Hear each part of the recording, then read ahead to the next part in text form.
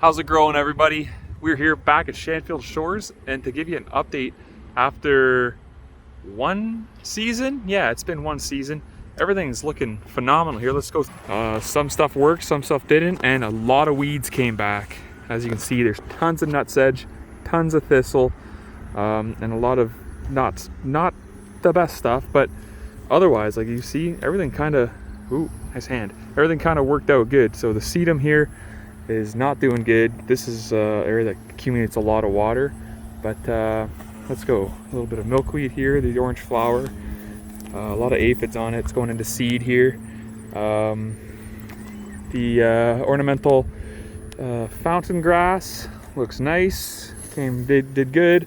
White swan echinacea is looking really good. The achillea kind of burnt out. There's still some color left. Not many pollinators on that. We got a weed there. The big blue stem looks phenomenal. So I grew this from seed 3 years ago, and I've never seen it in its full beauty yet. But yeah, the seed heads are like a nice purple color. Let's get in on there. Look at that. Yeah, I love it. Really good. Takes up some room, and I don't know if the seed's viable. It must be, so I don't know how bad it spreads. But let's move on. I'll show you some other stuff that did work and that didn't work. The long-headed coneflower, Ratabita, looks good. Behind me, which is personally my favorite milkweed, is, if you see it through all this nutsedge, but it's world milkweed. WHORLED. Slippy is, I forget. But look at how fine the leaves are, and it produces these tiny little white flowers that in my backyard, the wasps are on them all the time, the butterflies are on them all the time. A great little nectar source, and you get that nice light feathery texture. I got the seed pods are gonna pop off soon. I'm gonna be collecting more and germinating more this winter. Looks great. My favorite milkweed, and it's native. And that did really well here, actually, all things considered. And move on. We've got this golden aster. Oh, let's go to the little blue stem first. That's grown from native seed from Ojibwe as well. And this is slowly taking over as one of the most decorative ornamental grasses you can plant in your landscape. This is just a straight species type that grows natively here, but there are more cultivated types. Twilight and Standing Ovation you could find out, and they're like nice, they turn like a nice glaucous blue color in the late season, and like almost like a purpley color too, and they stay nice and upright and tight and short. We got to get rid of the Carl Forsters. We got to get rid of the Miscanthuses. Keep to the big blue stem, little blue stem, and the Panicum switchgrasses are great. They're all native ornamental grasses here. I'll take you over to the other side where we have some Northwind Panicum, which is my favorite variety. But yeah, here we go. Some more ornamental fountain grasses here. Pennisetum, a Silphium. I forget which variety of Silphium it is, but it's still looking kind of dangly, really coarse, thick leaves. But in a couple seasons, I'm sure this will be massive. It has nice yellow flowers. So like I said, the golden aster was originally planted here, but that seeds proliferantly, so it's all over the place. But I'm not going to pull it because that's the whole point, to let it just naturally take over and become a native garden. All my Liatris spicata over here didn't do too hot, but it looks like somebody was spraying in here and it kind of blew, because that is all dead and it shouldn't be dead. Don't know. Then I got some just cedars because we wanted winter interest in the garden. I think they're native. They're native hydrangeas, or as native as you can get to a hydrangea, but they didn't do well at all. Hydrangea arborescens? Forget, I'm not sure. Move on down the line. Veronica Speedwell looks like it's done flowering, because usually these, look, there's the, come on, there's a little spider on there. If you can see, I'm right on the, yeah, right on. But yeah, these top to bottom filled with nectar. The bugs go crazy on that. But it's past its point. We got another type of aster here, which is yet to pop off, but you can see the flowers are getting ready to blossom and bloom. Some milkweed back here, covered in aphids. And then we move on to the showcase of what's really popping off right now, is this ornamental onion, allium, and I believe the cultivar is Millennium. Look at this. Does it get better than that? Look at the size of this bee. I believe it's a carpenter bee, and then you got little honeybees, little smaller bumblebees all over the place. But look at everywhere, every flower top. And this is just a cluster of flowers. So like each one of these, let me get a good view here. There we go. Each one of these little spots, you can see the stigmas and the pistils, is an individual flower. So there's like, think about it, on that cluster, there's got to be like 50 little flowers, and then each plant has 20 clusters, and then you plant a bunch of plants, and it's just an absolute nectar paradise. The bees are just going wild on here. Every little top has a bee kicking around. So beautiful, so amazing. And then these giant Rudbeckia here, not Rudbeckia maxima. Again, I don't know the species, but it's almost, this is like 6 feet tall if you look at me. Yeah. So these get up to 6 feet tall, but in a big center of a garden bed, if I back up, they do super well, super nice. We got our oak tree here, pin oak, and there goes my tree ID, don't know. More sedum here, which they're about to pop off. These little flower clusters, just like the allium, a ton of different little flowers on top. And once these fully open, these will just be covered in bees, covered in little wasps, covered in pollinators. They go crazy for these. A little Baptisia over here. This will get massive, but it's gonna take a few seasons, and it's a spring bloomer.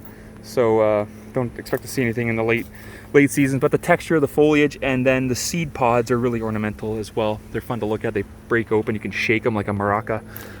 Come back here. Things didn't really work out too well in this back area. I planted some prairie clover, and you can see it down here, but the students come and pull weeds, and they probably pull this thinking it's a weed, but it's actually supposed to be here. Let me focus up. Yeah, more of the milkweed, some echinacea back here, milkweed, and here is that cup plant, the Silphium that I showed you over, different species of it. But look at this. Boo! That's unreal. Big yellow flowers. The bees go wild on these as well. And they call it a cup plant because look at that. It's doing what's it. I don't know when the last time it rained was, but there's still water in here. So tadpoles will I don't know how a tadpole will get up in here. But thick stem, not gonna bend over, not gonna snap on you.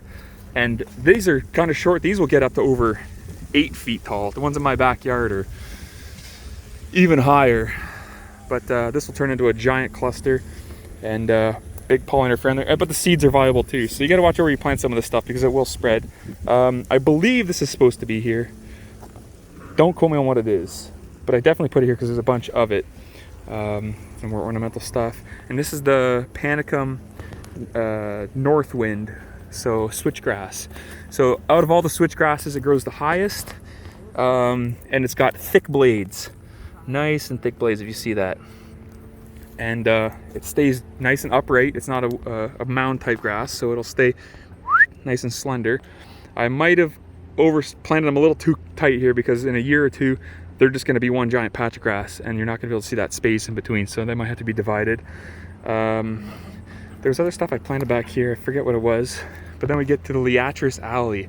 Like, oh, this is my favorite native plant, Liatris. And we got spicata, we got mucronata, we got Pyrospicalstantia, we got I forget, there's like 7 different species of it. One of them is meadow blazing star, and it's the #1 plant to attract monarch butterflies. If you've got that, it's better than the butterfly bush. And honestly, then milkweed, just for a nectar source. So if you plant meadow blazing star, you're sure as heck to be able to attract every bug. Like there's just bees covered all over this. And then we got, where am I going right here? Ooh, this way. These ones haven't even popped off yet. I'll get a closer look. But look at the size of that. That's just gonna be, okay, come on. Boom. That's gonna be huge. And then you got just hundreds up and down. These ones are already popping off. Different species. They all kind of flower at different times. These ones are spent. I believe the tighter, smaller flower is Pygostanchia's Prairie Blazing Star. And then there's Meadow Blazing Star, and then there's another one, like one of these two is Meadow. I believe it might be this one, but who knows. I forget. I just grew them and planted them, didn't keep them labeled or anything, but these bees are all over the place in here. And I did see a monarch when I showed up, but it has since gone. Yeah, more sedum here, more little blue stem, a lot of Rudbeckia, black-eyed Susans here. These are just phenomenal. Look at the color on that. More Radibita, long-headed coneflower. So you got Echinacea, which is the purple coneflower, but that's the white swan cultivar. You got long-headed coneflower, which is Radibita, which is a different species or a different genus, and then you got black-eyed Susan, which is Rudbeckia, which is like yellow coneflower. So they're all coneflowers, but they're all different genuses: Echinacea, Radibita, Rudbeckia. Beautiful. This one last Liatris, dwarf Liatris back here. Like, this is a showstopper.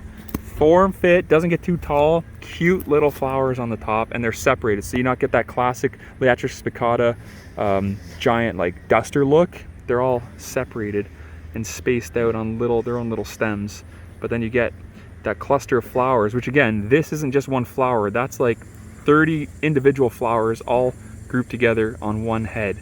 So just a massive nectar source. And look at how short it is. Beautiful, nice and short. But that's the garden. Everything kind of worked out well. As far as the invasive weeds, we do our best to pull them. We don't use spray in here. I mean, I personally don't. Who knows? Someone else can come in here and do what they want if they get asked to do it, but I don't control that. I just try to stay as natural as possible. But after one season, this is kind of what I wanted it to be. And yeah. And 12 minutes. Enjoy. Maybe I'll put this up on YouTube. I'm gonna post it on that Monarch group. And I'm in the new Essex County native group as well. I'm Zach, work for the city horticulture. I own Lawn and Order, property maintenance, and we do everything from native landscaping. I try to promote as much native plants as possible in the landscape and support biodiversity. And this is like my little baby here. The one thing I got to work on and kind of do all myself with seed I grew that I sourced from Ojibwe and from other tallgrass prairie seed distributors. But yeah, thanks for watching. Hope you like the update. This is at Shanfield Shores in Windsor's East End, right next to the old Lily Kazilli's Windsor Marina. It's now called Harbor House.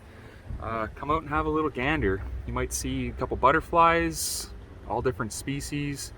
I'd like to keep adding too, because I'd like some swallowtail out here. There's a few other things I'm gonna grow.